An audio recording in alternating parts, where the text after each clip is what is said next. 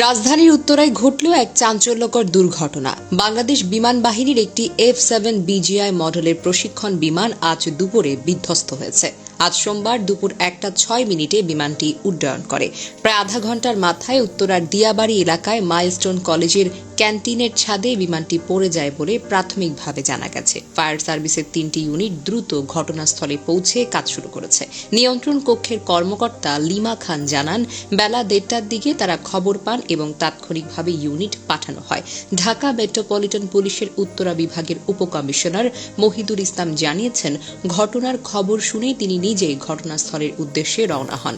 আন্তঃবাহিনী জনসংযোগ পরিদপ্তরের এক বিজ্ঞপ্তিতে জানায়, বাংলাদেশ বিমান বাহিনীর একটি F-7 BGI প্রশিক্ষণ বিমান উত্তরায় বিধ্বস্ত হয়েছে।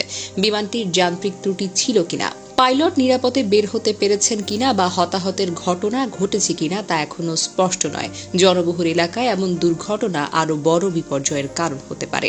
মাইলস্টোন কলেজের কর্মকর্তা মিজানুর রহমান সময় সংবাদকে জানান, বিমানটি বিধ্বস্ত হওয়ায় কলেজের অনেক ক্ষতি হয়েছে।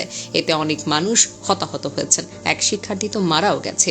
এরই মধ্যে সামাজিক যোগাযোগ মাধ্যমে বেশ কিছু ভিডিও ছড়িয়ে পড়েছে। ভিডিও ফুটেজে আগুন এবং ধোঁয়া দেখা যাচ্ছে, মানুষজনকে ছোটাছুটি করতেও দেখা গেছে।